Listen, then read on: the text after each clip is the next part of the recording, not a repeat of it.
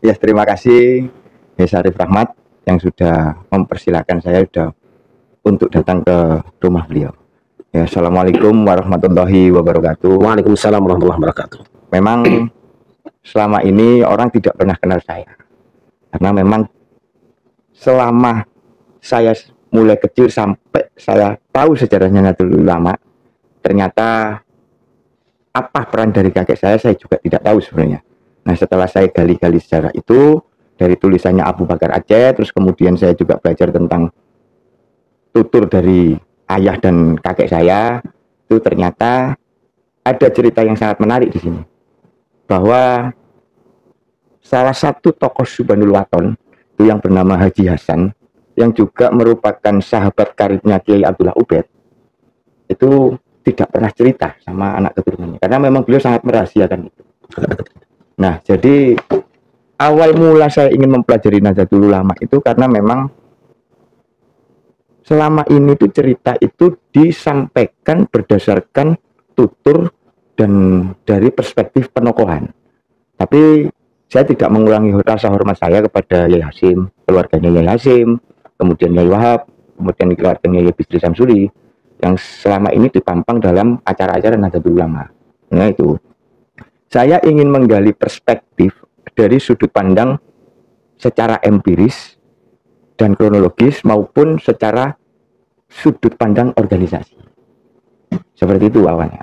Akhirnya saya belajar dengan, ya ini saya anggap saya adik sebenarnya, cuma juga beliau ini guru saya, adik sekaligus guru. Beliau adalah cucu dari Yai Umar Burhan, dan saya juga dekat dengan putra dari Yai Umar Burhan yang bernama Yai Muhammad Isli. Nah itu akhirnya saya memahami sekali bahwasannya sebuah organisasi itu kalau tidak ada menutupi atau peran dari masing-masing anggota organisasi itu tidak akan mungkin terjadi. Seperti itu. Nah, sebentar saya potong dulu. Panjenengan itu nama lengkap siapa, bin siapa, bin siapa, bin siapa sampai bin-bin berikutnya sampai bin. Jadi memang kalau dari saya sebut saja sampai Canggah. Canggah itu memang yang berhubungan dengan NU lah ya. Yang berhubungan dengan NU itu Asrul Sani bin Syafi'i bin Ahyad bin Hasan bin Abdul Latif. Nah, dua orang ini, Canggah dan buyut saya ini juga terlibat dalam awal-awal pembentukan Nahdlatul Ulama maupun organisasi sebelum Nahdlatul Ulama. Subhanul Waton itu. Awal dari buyut Nahdlatul Tujar ya. Sebenarnya Nahdlatul Tujar itu sebuah konsep, bukan organisasi. Sebuah konsep tentang bagaimana cara memasarkan produk-produk pertanian yang digagas oleh Kiai Wahab. Itu. Jadi awal dari refleksitas ulama-ulama ahli sunnah wal jamaah waktu itu ada di Surabaya, itu diawali oleh 4 sekawan sebenarnya. Oleh 4 sekawan itu adalah Kiai Abdul Wahab Asbulo Kertopaten, yang kalau ditulis itu Kertopaten Uit Jombang, berarti berasal dari Jombang. Terus kemudian ada Kiai Mas Alwi bin Abdul Aziz Sawahan, kemudian ada Kiai Mas Mansur Sawan juga, kemudian ada Kiai Ridwan Abdullah Bubutan atau Kawatan. Nah, di sini beliau-beliau ini berdiskusi melihat fakta-fakta waktu itu ketika yang namanya pendidikan yang ada di Surabaya itu hanya dikhususkan karena aturan-aturan dari Belanda itu kita kan tidak boleh menafikan faktor eksternal yang dibaca oleh para intelektual muda ini atau ulama-ulama muda ini. Contoh, ada undang-undang tentang State Built on the Way, itu adalah undang-undang tentang pendidikan.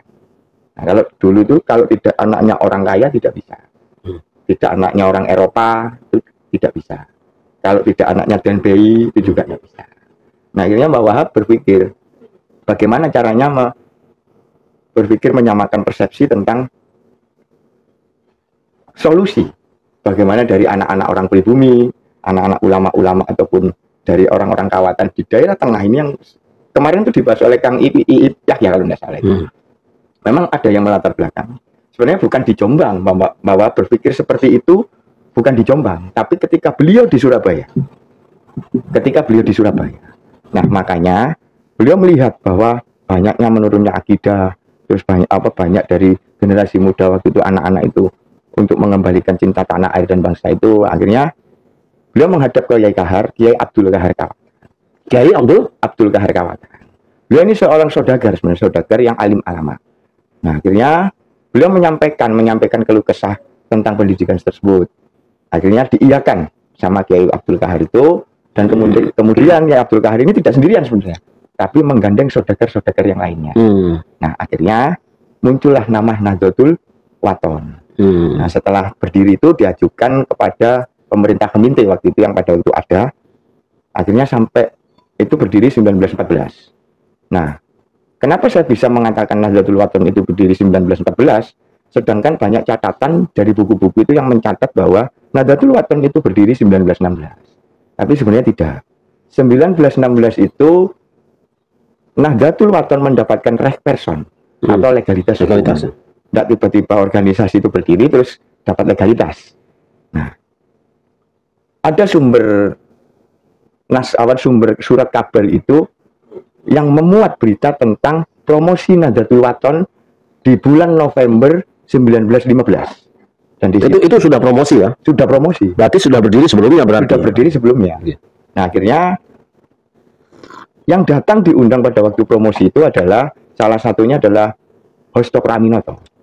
Karena memang ketika SI berdiri ini kan memang aktor-aktornya juga ada di Surabaya sebenarnya. Seperti Hasan Gipo, seperti Kiai Mas Mansur, seperti Kiai Mas Alwi, Kiai Wahab, ada semua sebenarnya di situ. Tapi kita menafikan sejarah itu hari ini. Kita tidak mau mencari bukti-bukti primer. Apakah tokoh-tokoh yang kemudian mendirikan Nahdlatul Ulama ini dulu sebelum NU berdiri, jauh sebelumnya, apakah di situ ada? Kita tidak pernah membahas dalam sejarah NU itu adalah syarikat Islam. Perjalanan dari Nahdlatul Wathon sampai menjadi Nahdlatul Ulama itu saya mohon panjenengan bisa rinci kebut gitu aja. Ya, sebenarnya Nahdlatul Wathon ini refleksitas ya, refleksitas yang sudah saya sampaikan tadi, refleksitas ulama-ulama ahli sunnah wal jamaah. Jadi memang yang diperjuangkan itu jelas.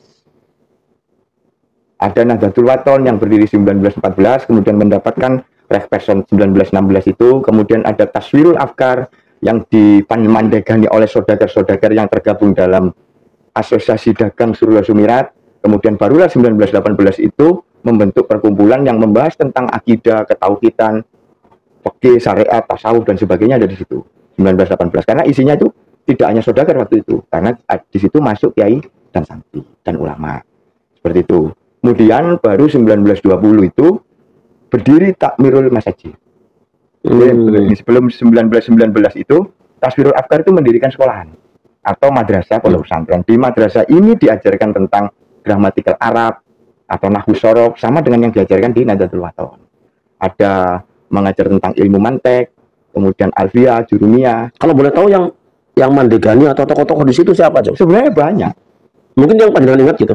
Kalau di Taswirul Afkar ya, itu ada Yai Wahab, Yai Hasan Gipo, kemudian ada Kiai Mas Ali bin Abdul Aziz, Kiai Ahmad Dahlan Kebon Dalem, terus ada Sunyoto, kemudian ada dari Sulawesi Mirat sendiri ada iparnya Mbah Wahab, Abdul Manan bin Muso itu, terus kemudian banyak sebenarnya tokoh-tokoh itu yang kalau seandainya hari ini diungkap secara data primer, maka saya yakin saya nggak mampu untuk mengingatnya semua, tapi setidaknya saya tahu orang-orangnya. Jadi memang selain itu saudagar juga para ulama. Jadi bukan sekedar saudagar ya? Iya, bukan ulama juga. Ulama. Nah, selama ini kan nggak ada bayaran itu. Nah, selama ini kan dijelaskan ini saudagar, ini ulama, kan kesannya seperti itu. Karena memang dulu di Ampel itu banyak pondok-pondok pesantren dan sebagainya. Nah, kemudian baru Takmirul Masajid itu untuk mengakomodir masjid-masjid yang beraliran ahli sunnah wal jamaah. Itu Yai Wahab lagi. Masya Allah. Yai Abdul Wahab Hasbullah. Nah, kemudian beliau juga menyampaikan pada Yai Abdul Qahar. Jadi peran sentral itu antara Kiai Abdul Qahar dengan mertuanya Mbah Wahab sebenarnya. Kiai Muso Kertopaten, bukan Muso PKI bukan. Nah ini.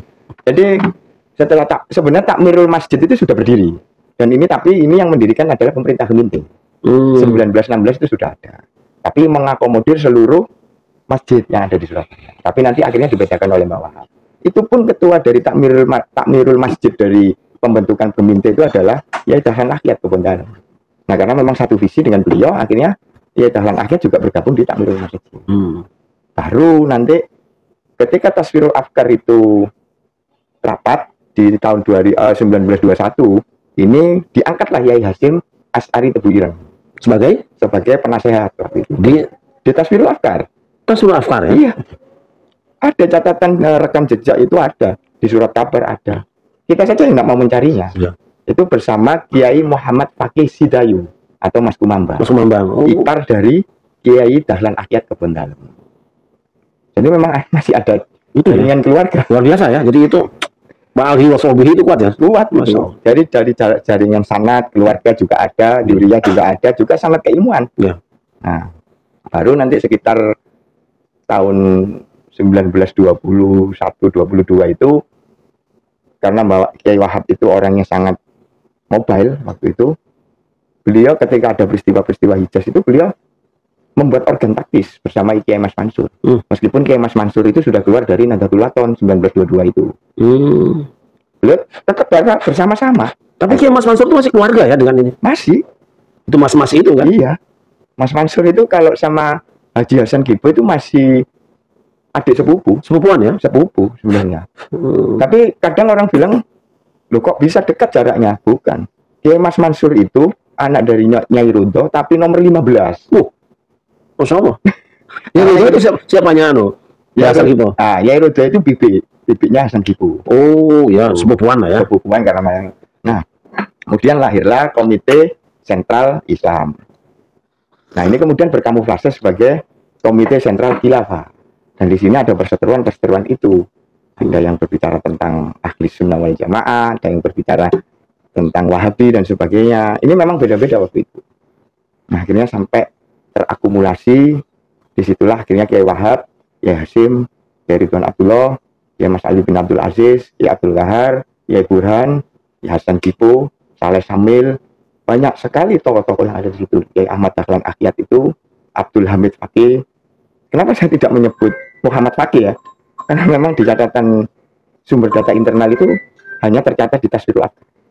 Muhammad Fakih Sidayu itu atau Mas Kumambang. Mas Kumambang. Mas Kumambang itu. Nah, akhirnya sampai terakumulasi.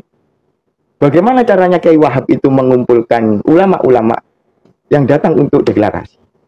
Sebenarnya banyak ulama yang ingin melakukan deklarasi dan membentuk sebuah organisasi yang memang sudah menyeluruh. Karena memang kan dulu pergerakan dari organisasi itu kan hanya sektoral. Surabaya sendiri, Pekalongan sendiri, Semarang sendiri kan seperti itu. Ya. Nah, termasuk ada Kiai Asmawi Kudus, Kiai Ridwan Mujahid Semarang, Kiai Soleh Lateng Banyuwangi, Kiai Samsul Arifin. Kenapa saya tidak nyebut Kiai Asad? Karena yang tercatat memang bapak beliau. Bapaknya ya? Iya. Nah ini menarik ini nih. Menarik. Nanti kita lanjut cerita apa namanya hubungan Kiai Asad dengan terbentuknya NU kan ke situ nanti ya. Kiai Samsul Arifin lah ya. Itu dulu nanti yang sampai kita. Oke. Monggo lanjut. Nah, tapi sebelum komite kemudian NU lahir itu, Kiai Wahab itu punya adik-adik angkat.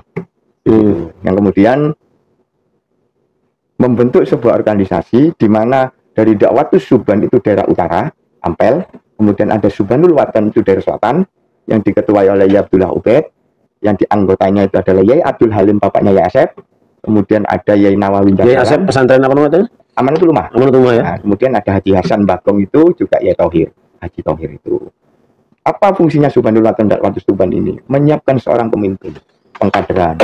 Juga masalah tentang dakwah bagi kiai muda. Waktu itu kan ya, dulu ustadz kan tidak ada. Yang ada kiai muda. Tuh. Akhirnya semuanya terakumulasi di situ. Pas tanggal 31 Januari dideklarasikan organisasi Jam'iyatan Ulama, Jam'iyah Ulama. Ini belum Nahdlatul ya? Nama, belum ya? Nah, akhirnya ketika disepakati bahwa 45 kiai sepuh ini, 45 kiai sepuh yang waktu itu memang dipandang sepuh. Mungkin sebagian dari 45 masih ingat jenengan siapa aja tuh? Jadi dari Madura itu ada Kiai Doro Muntaha. Kiai Raden Doro Muntaha. Raden Muntaha ini adalah menantu sekaligus keponakan sekaligus santrinya Kiai Muhammad Khalil Bangkalan, Mbah Khalil ya? Tapi ini yang menantu beliau yang ikut dalam deklarasi tersebut. Kemudian mulai dari Banyuwangi tadi sudah saya sebut, ada Kiai Saleh Lateng dan sebagainya. Kemudian ada dari Jombang itu adiknya Kiai Wahab, Abdul Hamid itu, kemudian ada Abdul Mohar itu Kertosono, kemudian banyak kiai-kiai itu, Kiai Abdullah Ngaban, terus kemudian Kiai Syarif ada di sekitar Pucang itu, kemudian dari dari Banten itu ada, terus kemudian Terus ya. semuanya, karena memang ini strateginya Raja Saud ya sebenarnya kan. Ini di luar konteks Nahdlatul Ulama, tapi ini akan berhubungan di sana. Benar, Raja Saud itu kan memancing kekeruan sebenarnya. Jangankan anaknya, ibunya saja sudah saya ratakan dengan tanah. Sayyidah Aminah. Ya. Nah, akhirnya itu pancingan sebenarnya. Raja Saud itu kan perang dengan Ottoman itu sekitar 20 tahunan ya. Iya. Itu Dan sempat kalah. Nah, itu akhirnya dibantu Inggris. Nah, akhirnya kan butuh biaya perang.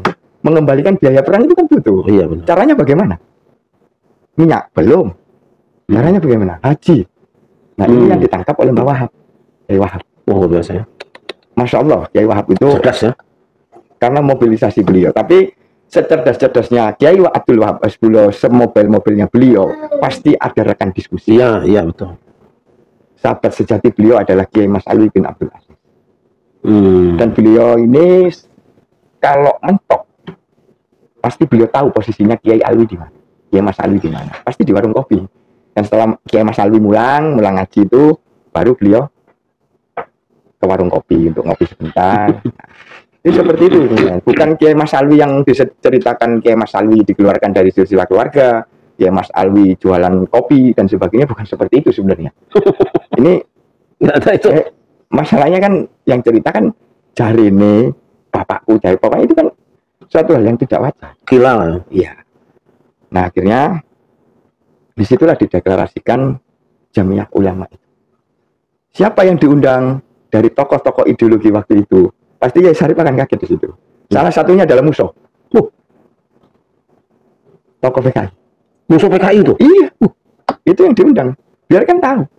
Nah, itu dalam rangka apa diundang tuh? Diundang kan sebagai undangan, hanya undangan, tidak ikut deklarasi. Tahun berapa itu? Itu sekitar tahun 1926. 26 itu Iya. deklarasi NU toh? Tapi bukan NU, namanya Jamiah Ulama. Jamiah Ulama itu. Jamiah Ulama di antara undangannya itu adalah Muso dan rekan-rekannya. Tapi Muso saat itu sebagai orang apa tuh? SI. SI juga PKI. Oh, ya, SI merah itu ya? Iya, SI merah. Wah, jadi walaupun gurunya Kiai ya bisa saja ya. Oh, luar biasa ya. Jadi jangan kaget kalau nanti tiba-tiba orang sering bicara agama terus kelakuannya ya kayak gitu. Tidak ada masalah, karena memang kita hanya salah persepsi ya. Karena memang sebenarnya adanya sosialis komunis itu karena memang melawan untuk melawan kapitalis. Sebetulnya musuh bersamanya ada ya, kan? Ada. Hanya kita beda seragam lah waktu itu ya. Oke, nanti kita bahas tentang itu. Nah, kemudian ada juga Rejen. Rejen itu bupati. Terus dari Kheminte, kemudian Hos Cokro Aminoto, semua diundang di situ. Termasuk para habaib yang ada di Ampel. Yang memang, tapi sebagai undangan lah ya? Iya, sebagai undangan. Tapi kalau pemain intinya tadi? Enggak. Deklaratornya itu siapa? 45 kiai. Yang tercatat di rumahnya Kiai Umar Buran ada 45 kiai yang melakukan konsensus itu. Kesepakatan itu. Luar biasa ya. Barulah di situ ditentukan nama. Jadi selama ini yang saya baca, baik itu yang diberitahu, terus kemudian saya baca di naskah-naskah itu, ada 2 usulan nama. Akan bangkitnya, berarti Nuhudul. Nuhud itu yang disampaikan oleh Kiai Abdul Hamid Fakih Membang. Kemudian Kiai Mas Alwi bin Abdul Aziz mengusulkan Nahdlatul Ulama. Akhirnya dari forum itu menyepakati nama Nahdlatul Ulama. Nah, ini dilaporkan ke pemerintah Kheminte. Nah, kemudian di perjalanannya itu kan dari organisasi itu harus membentuk atribut-atributnya untuk supaya bisa mendapatkan rek person. Sama dengan kita, harus ada ADART, ya, harus ada gambarnya juga, logo dan sebagainya. Nah, baru nanti mendapatkan AHU dari Kementerian Kumham. Sama sebenarnya sama. Secara administratif, hukum administrasinya itu sama. Ya, sampai hari ini masih sampai itu juga ya. Cuma istilahnya aja beda-beda. Istilahnya aja yang beda. Nah, ada itu ya. Kalau di kita yang ketahui itu bahwa ada yang namanya Surya ya. Mustasar, Rois, Akwan, Katib dan sebagainya ya. Terus ada Tanfidia itu ada ketua umum. Kalau dulu bahasan itu Kiai Hasan Gipo itu, Haji Hasan Gipo itu adalah Presiden of Nahdlatul Ulama. Nah ini menarik juga nih. Ini menarik. Makanya kan saya mungkin saya orang pertama yang menanyakan pada Kiai-Kiai di grup Kiai-Kiai itu tentang siapa ketua Tanfidia pertama. Kan kita kenal hanya Suryanya, bahasa Matahari ya. Kita tidak kenal siapa Tanfidiahnya. Padahal menurut saya itu penting banget. Kenapa? Karena belakangan justru di NU yang diperebutkan, misalnya dalam tanda petik ya, kan Tanfidia. Tanfidia. Mungkin karena presiden itu ya. Iya. Jadi kalau Surya kan MPR-nya lah kira-kira ya, legislatifnya. Oke, jadi sebenarnya kan ada argumentasi ataupun pendapat ya, bahwasanya Surya itu adalah min ulama. Tapi kalau Tanfidiyah itu adalah min ghairil ulama, itu benar. Tapi secara organisasi harus ada pembedaan mana yang mengurusi tentang roda organisasi dan mana yang mengurusi tentang keagamaan. Bukan berarti yang ada di Tanfidiyah itu bukan ulama. Judulnya sudah Nahdlatul Ulama. Nah, masalahnya di situ. Kan akhirnya terbangun narasi tidak mengetahui sejarahnya Haji Hasan Ghipo melakukan narasi yang aneh-aneh. Ini yang saya enggak habis pikir sama beliau. Beliau itu sebenarnya, beliau public figure dan sebagainya, mengatakan Haji Hasan Ghipo itu hanya saudagar dan tidak bisa ngaji dan hanya bisa berbahasa Belanda. Loh, ayo dibuktikan secara data konkretnya seperti apa. Jangan membangun sebuah narasi opini yang tidak jelas ketika kita tidak mengetahui data sumber primernya. Padahal Haji Hasan Ghipo itu terdaftar di Prasasti Ampel itu pada waktu pembangunan Masjid Ampel 1925. Ada nama Haji Hasan Ghipo, Tasvirul Afkar. Nah, ini kan masalahnya kan hari ini kita harus mencari sumber data itu. Kita tidak peduli, ataukah kita memang tidak peduli, ataukah memang kita tidak mau tahu, atau kita menikmati yang apa adanya. Nah, ini masalahnya. Itu ikhlas atau malas sebetulnya? Wah, ini yang jelas kan sama-sama S-nya. Belakangnya kan sama-sama S-nya. Jadi tidak usah ketika, mohon maaf ya, Yai, saya mohon maaf yang sebesar-besarnya, bukan saya menyinggung Ketua Tanfidiyah Kiai Haji Yahya Stakuf. Ketika beliau ini ada YouTube yang ada di TVNU ya, yang kemarin itu keluar bahwa sejarah Nahdlatul Ulama itu sejarah panjangnya Nahdlatul Ulama. Tapi kenapa waktu di sejarah nasional Indonesia itu kok hanya sedikit? Berarti kan ini kita harus introspeksi sejarah apa yang sebenarnya kita ceritakan tentang NU hari ini. Loh, saya yakin orang-orang yang ada di tim penggalian sejarah nasional itu adalah orang-orang yang rasional, yang akademisi dan orang-orang dan tidak ada kepentingan ya. Ya kemungkinan seperti itu. Nah, apa sih susahnya seorang ketua Tanfidiyah ke rumahnya seorang arsiparis NU? Padahal yang menunjuk beliau ini Yai Umar Burhan itu adalah Yai Hasyim Asy'ari sebagai arsiparis Nahdlatul Ulama. Dan beliau ini sangat pada waktu itu perannya. Di usia 17 tahun pada waktu rapat NU, pada waktu menerima Rekperson tahun 1930, beliau ini masih usia 17 tahun. Dan beliau inilah yang disuruh membaca, diperintah oleh Yai Hasyim membaca doa iftitahnya yang ditulis oleh Yai Hasyim. Tadi yang kepotong. Yang kepotong ya, nanti kita lanjut. Ketika kumpul mendirikan Jamiah Ulama, kemudian jadi Nahdlatul Ulama, sampai diangkatnya Hadratus Syekh Hasyim Asy'ari menjadi Rais Akbarnya dan bahasan Ghipo itu pandangan belum cerita tadi itu. Nah, sebenarnya kan kalau kita berbicara Rais Akbar, itu sebenarnya pada waktu pencatatan awal itu tidak ada nama Rais Akbar. Rais saja ya. Rais saja dan wakil Rais. Jadi mustazharnya di situ ada Yai Zubair, Syekh Ahmad Gonaim. Yai Zubair itu dari mana tuh? Yai Zubair itu adalah orang Gresik yang sekarang menjadi jalan di Gresik. Kiai Haji Muhammad Zubair itu. Beliau ini sebenarnya ya juga keilmuannya ya, beliau juga keilmuannya mumpuni. Makanya kan menjadi mustazhar itu. Kemudian ada Syekh Gonaim ya, Syekh Gonaim, kemudian ada Doro Muntaha, menantunya Kiai Khalil. Jadi memang tidak ada nama Kiai Khalil di sini. Mohon maaf sekali lagi, saya mohon maaf karena memang peneliti saya menggali sejarah ini berdasarkan empirik kronologis. Jadi memang seperti itu. Ada mustazhar-mustazhar yang lainnya itu. Kemudian Mbah Hasyim ditunjuk sebagai Rais dan wakil Rais itu bukan yang dipahami adalah Muhammad Fakih Sidayu. Sebenarnya bukan. Yang menjadi wakil Rais awal Hobestur Nahdlatul Ulama itu adalah Ahmad Dahlan bin Muhammad Akyat Kebon Dalem. Kok bisa begitu? Ya memang datanya seperti itu. Karena nanti ada cerita lagi lah nanti dari keluarga sendiri yang bilang lah. Jadi memang catatan awal di Abu Bakar Aceh, Suara Nahdlatul Abbas di mana isunya yang Kiai Umar Burhan itu dan sebagainya, di situ jelas terus kemarin mengeluarkan bukunya Kiai Wahab Asbullah, kemudian ada bukunya Kiai Abdul Halim. Itu yang menjadi wakil rois itu Ahmad Dahlan Akhyat. Oh, Kebun Dalam, bukan Muhammad Fakih Hidayat. wah. Tapi itu di catatan-catatan yang beredar dan yang berkembang itu belum ada revisi ya.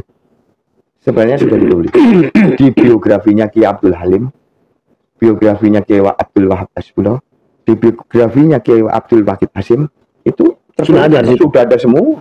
Dan tidak pernah, ngapunten, saya mohon maaf sekali kalau memang dalam tulisan-tulisan ini tidak ada yang namanya tongkat dan tasbih. Saya mohon maaf. Sekarang kita mau mengambil versi yang selama ini dipercaya dan berkembang di kalangan warga Nahdlatul Ulama, bahwa berdirinya NU itu adalah melalui dawuh Syekhona Khalil yang beliau menitipkan tongkatnya lewat Yai As'ad Syamsul Arifin, kemudian dibawa ke Mbah Hasyim Asy'ari. Nah itu apa catatan sejarahnya ada, atau mungkin pandangan ada pandangan lain, itu ada penemuan lain? Nah, kalau ayo kita lakukan penelitian ulang tentang sejarah Nahdlatul Ulama. Saya kan bertanya di situ. Kalau berhubungan dengan Kiai Khalil, berarti kita harus menghubungi keluarga Kiai Khalil. Yai As'ad mondok Kiai Khalil itu tahun berapa? Di usia berapa? Kiai Khalil di usia berapa? Nah, kemudian ketika Yai As'ad mendapatkan tongkat dan tasbih, itu tahun berapa? Dan kemudian NU berdiri tahun berapa? Anda bisa jelaskan nggak tahun berapa Kiai As'ad mondok di Syekhona Khalil? Kalau untuk urusan itu saya belum meneliti, tapi cuma ada beberapa informasi. Kemungkinan dari keturunan Kiai Khalil itu bilang bahwa ketika Kiai Khalil Bangkalan itu beranjak sepuh, yang merawat beliau adalah muridnya, santrinya beliau yang bernama Kiai Ketib atau Kiai Khotib. Dan itu saya dapatkan berita informasi ini belum saya verifikasi sebenarnya, cuman tidak saya simpulkan atau sebagai ini hanya hipotesa, kesimpulan sementara saja, tidak bisa ini menjadi itu. Jadi Kiai Khalil Bangkalan itu wafat 1925. Sedangkan NU berdiri 1926. Menarik juga ini. Apakah bisa misalnya jarak antara penyerahan tongkat dan tasbih itu sampai 1 tahun atau 2 tahun baru dilaksanakan? Itu penting juga. Ya, ini kan menjadi hal yang apa ya? Organisasi berdiri itu pasti ada sebuah latar belakang. Yeah. Organisasi itu berdiri karena ada sebuah funding atau yang membiayai. Organisasi itu tidak hanya 1-2 orang, tapi tim ya? Banyak orang yang mempunyai kepentingan yang sama dengan peran-peran masing-masing. Yes. Saya cuma seperti ini, saya titip pesan aja. Saya manusia juga, saya juga punya salah. Ayo kita bersama-sama kembali merefleksikan sejarah Nahdlatul Ulama berdasarkan empiris, kronologis, dan pendekatan organisasi. Ini yang saya maksud. Kita tidak harus ego, masing-masing ego. Saya cucunya Yai Hasim, saya cucunya Kiai Mas Alwi, saya cucunya Kiai Wahab. Tidak seperti itu. Beliau tidak seperti itu. Dan tidak ingin begitu ya? Tidak ingin begitu. Oke. Kalau begitu tadi kan belum sampai kepada finalnya, sampai pengangkatan Mbah Hasyim Asy'ari sebagai Syuriah dan Mbah Hasan Ulfa sebagai Tanfidiyah itu prosesnya bagaimana? Nah, setelah deklarasi itu dan kemudian disepakati nama, nah itu baru dibentuk pengurus. Dibentuk pengurus Syuriah, kemudian Tanfidiyah. Makanya saya pernah mendapatkan cerita. Ini tidak perlu dijadikan sebuah narasi yang kemudian penting, tidak. Tapi ini hanya sebagai sumber sekunder saja. Oke, walaupun ini cerita, mungkin satu saat orang daripada bertanya-tanya itu panjenengan dari mana cerita itu? Saya dapat dari kakek, dari ayah juga seperti itu. Bahwa dulu ketika yai sepuh itu rapat di luar, kiai muda itu menjaga di luar, di dalam. Kiai muda ini di luar menjaga kiai sepuh yang ada di dalam langgarnya Kiai Musokerto Paten. Di situ ada Kiai Abdullah Ubaid dengan pasukan Subhanul Watonnya atau Gerbas itu, gerakan motor gede Surabaya, motor besar Surabaya. Nah, akhirnya beberapa kali saya diskusi dengan adik sekaligus guru saya ke NU-an itu. Siapa namanya? Yahya Muhammad. Yahya Muhammad ini cucu dari Kiai Burhan, Kiai Umar Burhan yang nulis buku itu. Iya, dokumenter ya, sang dokumenter ya. Saya diskusi, iya Cak. Ini bahasa Surabaya. Iya Cak, bener. Mbak Abdullah Ubed ambek Subhanul Waton nang jopo. Baru dipanggil oleh Kiai Mas Ali untuk menjadi awan. Karena masih muda. Karena masih muda waktu itu ya. Ya Abdullah Ubed sekitar 26 waktu itu. Dan tidak seperti hari ini ngapunten. Kalau dulu kiai-kiai itu untuk menjabat sesuatu itu kan dorong-dorongan, nggak rebutan. Iya. Nah, tapi tidak tahu apakah hari ini berubah, saya juga tidak tahu. Biarkan beliau-beliau sendirilah yang dapat menilai pribadinya masing. Yang ngaku maksudnya itu. Ya. Jadi memang perjalanan panjang Nahdlatul Ulama, refleksitas dari ulama-ulama ahli sunnah wal jamaah itu memang perjalanan panjang mulai dari 1914 sampai 1925. Baru terakomodir dan terakumulasi di Nahdlatul Ulama. Sebenarnya ada beberapa. Jadi waktu itu langsung ada penunjukan atau aklamasi atau ada pemilihan? Pemilihan rapat. Langsung menunjuk Yai Hasyim sebagai suriahnya. Sebagai Rois. Rois ya, istilahnya Rois ya. Itu. Karena kan Yai Hasyim itu kan Allah ya. Masya Allah beliau. Beliau orangnya itu elegan, tenang, dan tidak gerusa-gerusu. Jadi memang banyak perspektif yang harus beliau pikir untuk mengeluarkan sebuah keputusan dan sebagainya, tidak ujuk-ujuknya. Sedangkan keluarga Surabaya kan ya saya kan tahu sendiri. Ya keluarga Surabaya itu seperti apa? Ya atos. Itu dari memang Kiai Hasyim. Jadi memang waktu itu akhirnya Mbak Kiai Wahab Abdul Wahab Hasbullah sebagai katib. Kemudian wakil katibnya itu ada Abdul Halim itu masuk ya wakil katib kalau nggak salah itu. Kemudian Akwan itu banyak orang Surabaya, termasuk Yai Hasbullah Ampel, terus kemudian Yai Abdullah Ubed, kemudian ada Kiai Mas Ali bin Abdul Aziz, Yai Ridwan Abdullah banyak, Yai Syarif Jagalan, itu Yai Amin Abdul Syukur, Yai Amin Praban, banyak sekali memang orang-orang Surabaya. Kenapa ditunjuk orang-orang Surabaya waktu itu? Karena memang pusat dari pergerakan itu masih ada di Surabaya. Kita tidak menafikan yang Jombang, kita tidak menafikan yang Pasuruan atau Malang dan sebagainya. Tapi yang dekat dengan pemerintahan waktu itu adalah Surabaya. Untuk akses, baik itu akses perdagangan, akses komunikasi, kemudian akses propaganda dan sebagainya. Itu di Surabaya.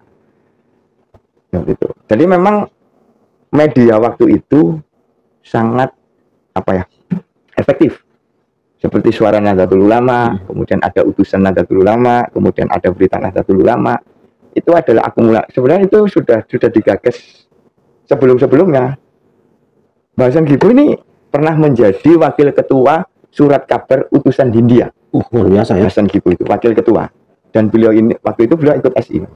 Dan kemudian pengalaman beliau di surat kabar utusan Hindia ini ditelurkan dalam dibawa ke Taswirul Afkar.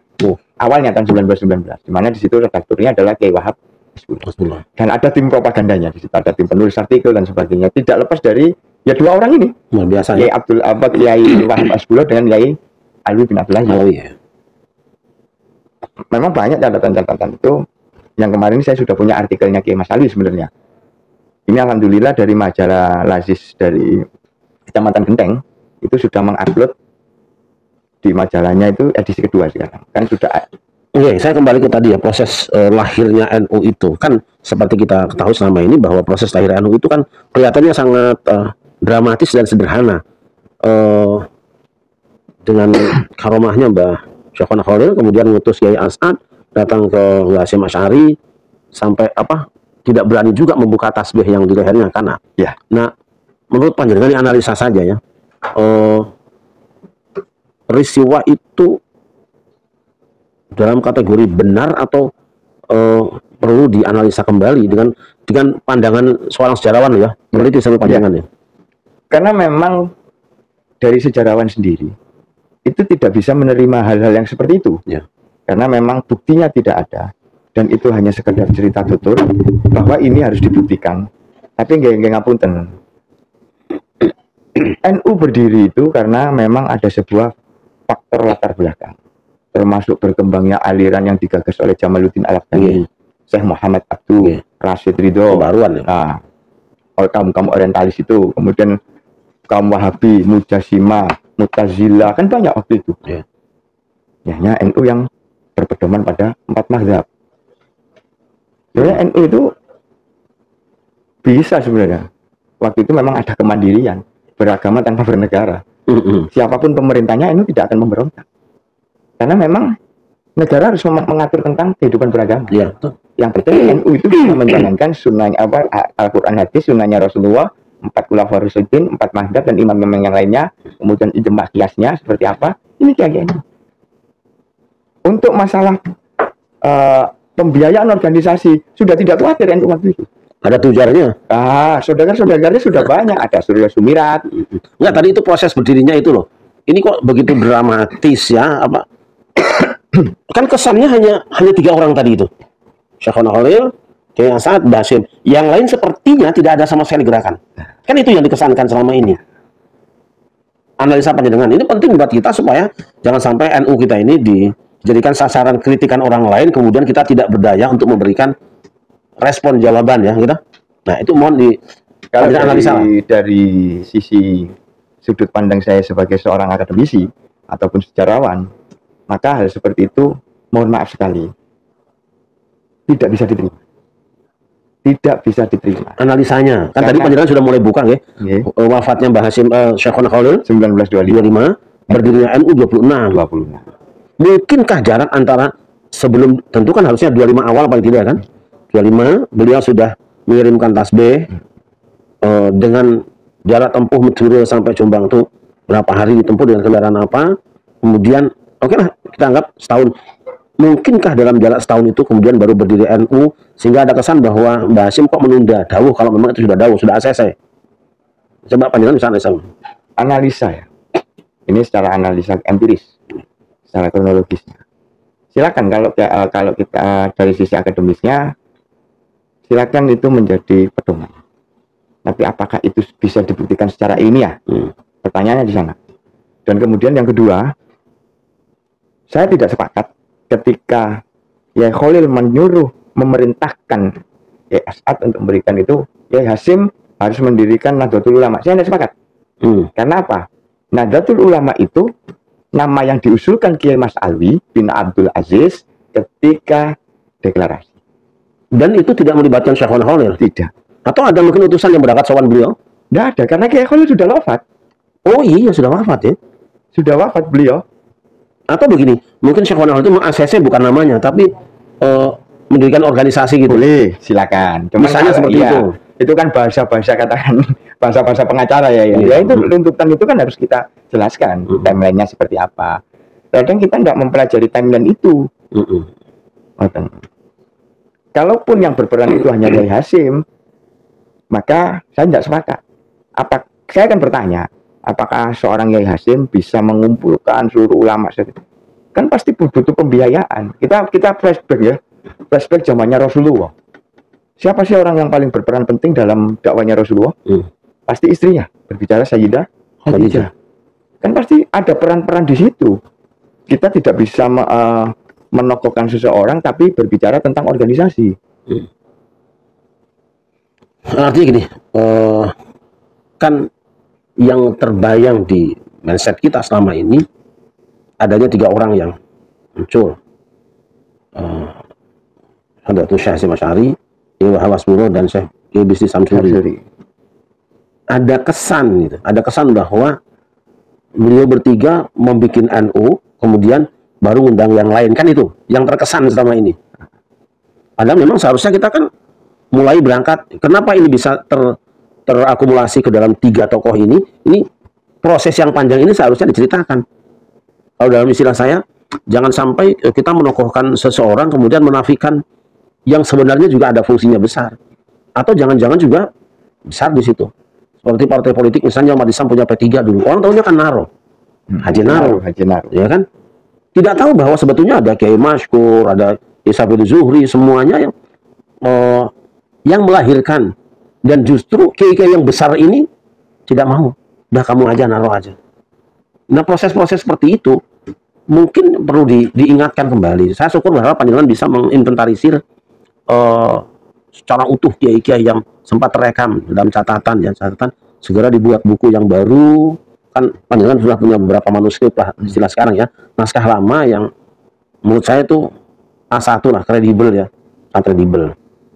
Supaya jangan kemudian kita mewariskan sesuatu yang masih mukhtalaf fih, kalau bisa yang sudah mujma' alaih lah, mutafakun alaih paling tidak disepakati.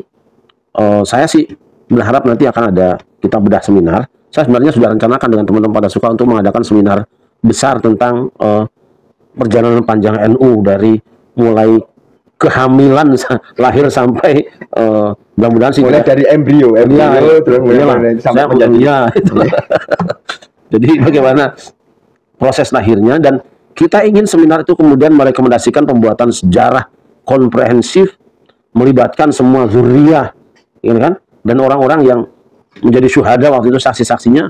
Saya berharap nanti ada waktu kita akan bicara lebih panjang dalam seminar, dan saya anggap panjenengan bertanggung jawab di sini kan.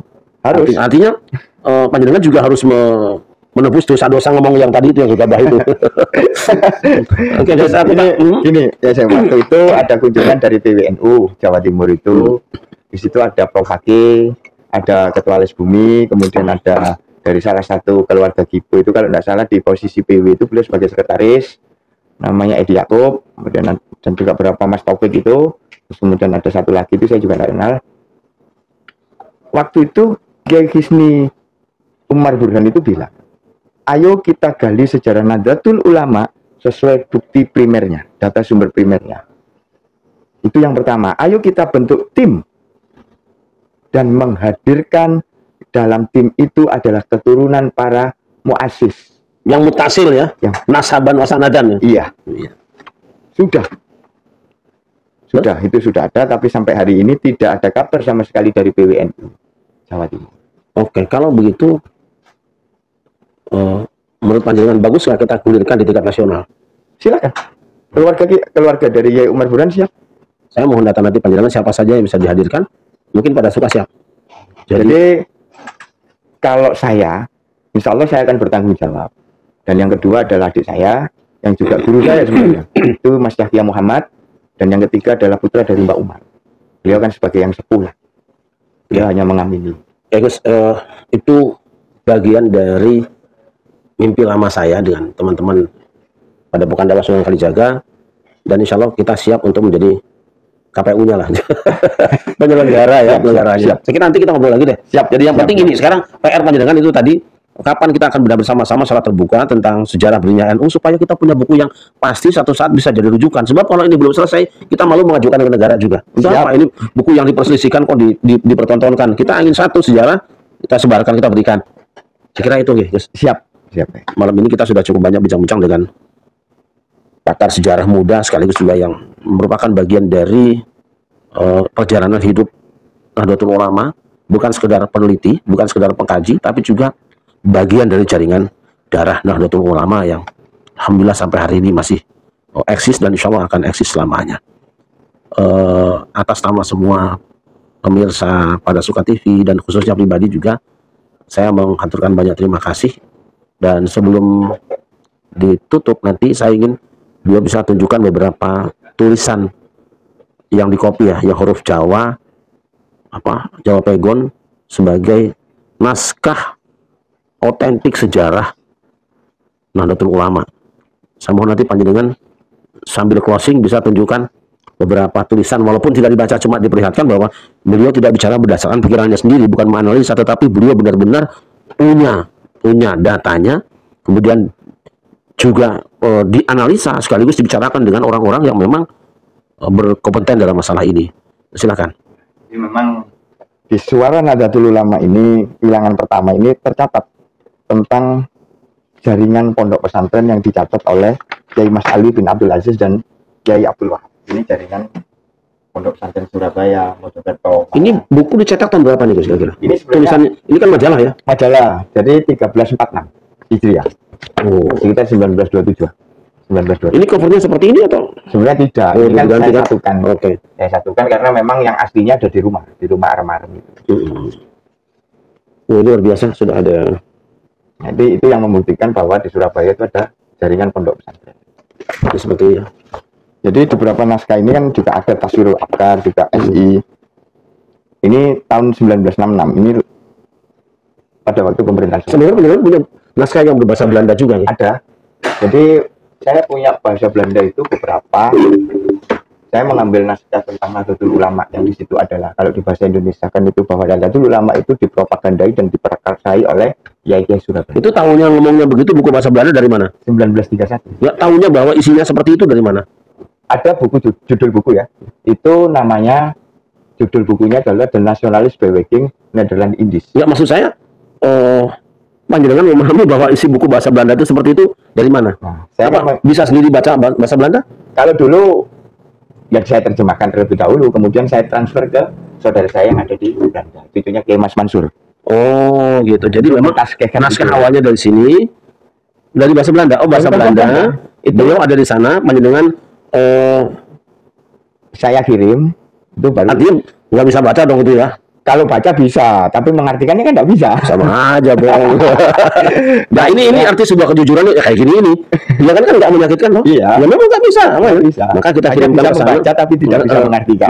Akhirnya kita serahkan ke sana, kemudian hasil terjemahannya panjenengan baca kembali. Baca. Nah itu jujur itu penting lah. Jadi memang saya kenapa saya mencari waktu itu mencari Nahdlatul Ulama, subbab tentang Nahdlatul Ulama. Ternyata tidak ada. Tapi setelah saya baca, lah kok masuk dalam bab syariat Islam. Nah, akhirnya ketemu, saya ketik ulang, kalau yang bisa saya baca, saya transfer itu, saya di Google. Naskah aslinya beneran masih ada nggak? Ada. Yang berbahasa Belanda itu? Ada. Nah, kira-kira siapa yang di Belanda itu? Cucunya Kiai Mas Mansur. Masih ada? Masih ada. Bisa nggak dihadirkan satu saat untuk membaca itu?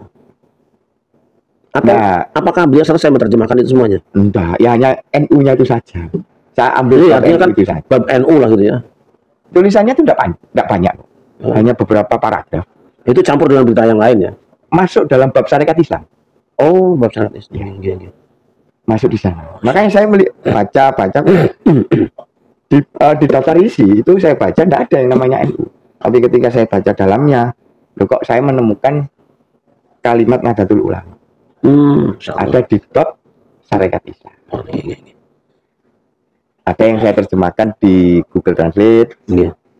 Depel untuk bahasa Belanda itu kadang saya kirim ke sana untuk menyesuaikan susunan katanya itu seperti apa, kalimatnya seperti apa. Akhirnya saya kira gini, semoga sih teman-teman ya, saya berharap bahwa saudara-saudara saya dari warga Nahdlatul Ulama yang punya naskah, punya manuskrip, punya dokumen, segera kumpulkan dan bisa komunikasikan dengan di Padepokan Dakwah Sunan Kalijaga, bisa di komentar, bisa dapat. Satu saat kita akan bedah bersama dengan pakarnya ini. Kita akan bedah bareng-bareng.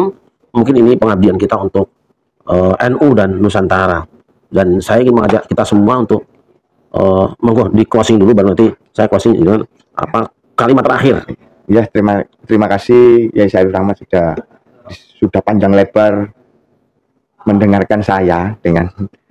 Saya berharap sekali dari PBNU dan dari PBNU ini menggali sejarah yang memang benar-benar itu sejarah tanpa ada sebuah kebohongan atau di illusory truth effect ataupun yang lainnya atau kepentingan apapun.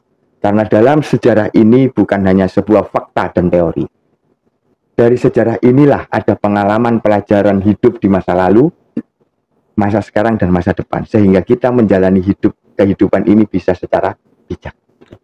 Ayo kita gali bersama. Tidak ada yang lebih pandai, tidak ada yang lebih cerdas, tidak ada yang lebih tahu dan tidak ada yang tidak tahu. Kalau kita bersama-sama, itulah Muassis Nahdlatul Ulama. Baik, terima kasih Gus Arsusani. Kebenaran itu fakta, bukan susunan kata-kata. Tapi siapa yang merupakan sejarah